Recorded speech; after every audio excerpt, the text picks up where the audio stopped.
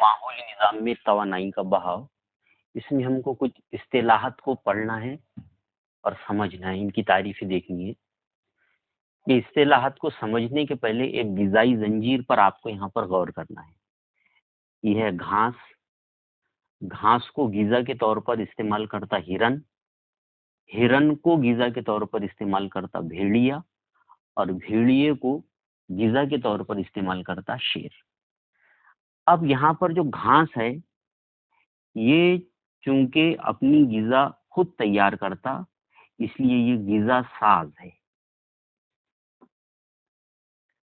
अब सबसे पहले हमको समझने का है कि ग़िज़ा साज किसे कहते हैं।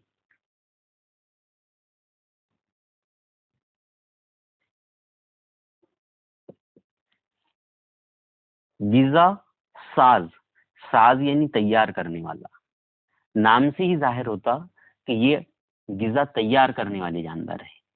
तो ऐसे जानदार जो अपनी ग़िज़ा खुद तैयार करते हैं वो ग़िज़ा साज कहलाते हैं।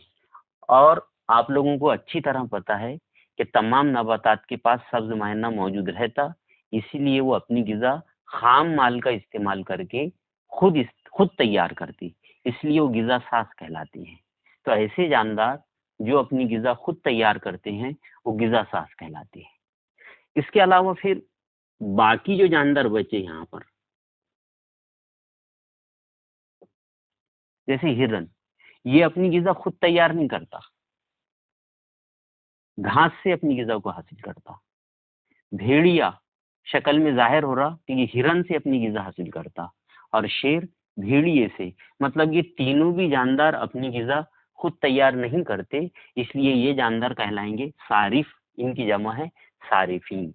अब सारिफ या सारिफीन की तारीफ पर अगर आपको गौर करना है तो तारीफ आप इस तरह से बयान कर सकते कि ऐसे जानदार जो अपनी ग़िज़ा खुद तैयार नहीं करते बल्कि दूसरे जानदारों से अपनी ग़िज़ा हासिल करते हैं, सारिफ कहलाते हैं।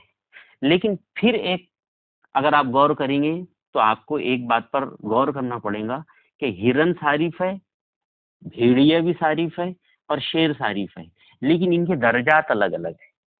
इसलिए सारिफिन तीन किस्म के हैं। एक इब्तिदाई सारिफ,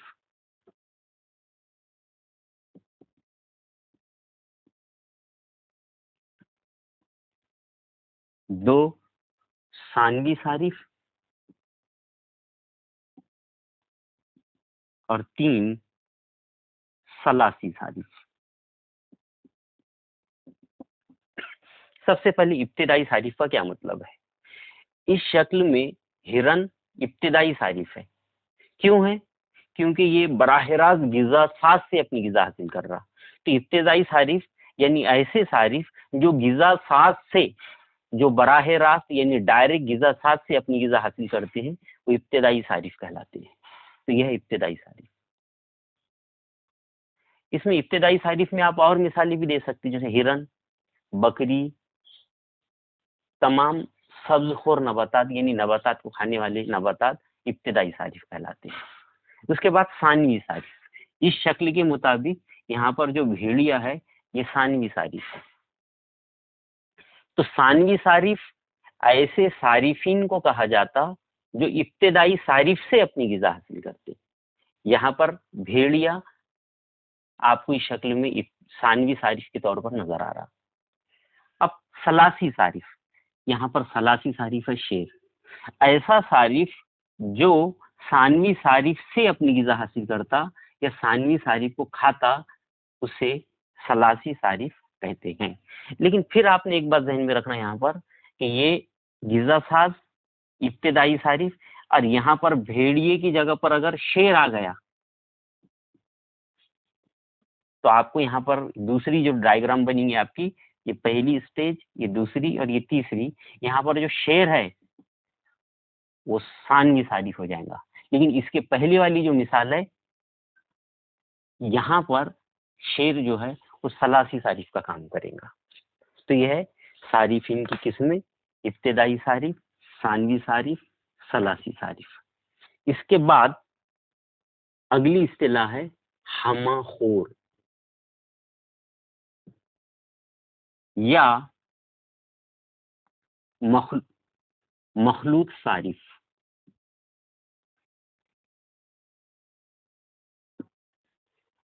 ऐसे सारिफ जो इब्तिदाई सारिफ और सानी सारिफ दोनों को गिजा के तौर पर इस्तेमाल करते हैं। या और आसान जबान में अगर बात करें तो ऐसे सारिफिन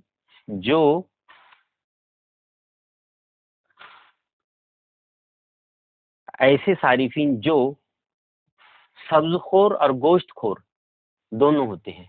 मतलब जो नबातात से और हैवानात से दोनों से गिजा हासिल करते हैं उन्हें हमाखोर कहते हैं।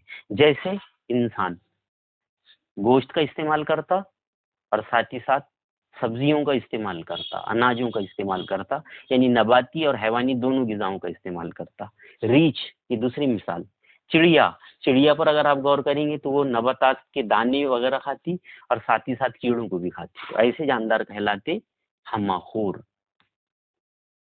तजजियाकार, एक चीज आपने जहन में रखना कि गिजा का बहाव की जो शुरुआत होती वो गिजा सात से होती, और गिजा सात जमीन की जरखेजी का इस्तेमाल करके अपनी जिस्म को तैयार करते और अपनी गिजा को तैयार करते। लेकिन मुसलसल अगर जमीन की जरखेजी कम होती गई तो जमीन बंजर हो जाएंगी। इसलिए ये तमाम चीजों को जमीन में वापस लौटाना जरूरी है। जैसे शक्ल के मुताबिक अगर घास को हिरन खा रहा, हिरन को भेड़िया गिजा के तौर पर इस्तेमाल कर रहा और भेड़िए को शेर गिजा के तौर पर इस्तेमाल कर रहा, लेकिन शेर को कभी ना कभी मरना है। जब वो मरेगा तो उसका तजजिया होगा, बैक्टीरिया उसको छोटे छोटे सालमात में तकसीम करेंगे और मिट्टी में मिला देंगे। लेकिन ऐसा भी हो सकता कि भेड़िया शेर की गिजा ना बनकर ये मरे और मरने के बाद मिट्टी में मिले। हिरन भी मिट्टी में मिल सकता, और घास अगर हिरन से बच गया या किसी जानवर से बच गया तो ये भी मिट्टी में मिल सकता। यानी यहाँ पर जितनी भी मरहले हैं हर मरहले पर तज्जियाकार काम करता। अब तज्जियाकार कैसे जानदार है? ये ऐसे जानदार है जो जानदारों के मुर्दा बाकियात, जानदारों के मरने के बाद जो चीजें बचती, जानदारों के मुर्दा बाकियात का तज्जिया करते और तज्जिए के नतीजे में अपनी गिजा हासिल करते, ये तज्जियाकार कहलाते। और तज्जियाकार में सबसे बड़ा ग्रुप है बैक्टीरिया का।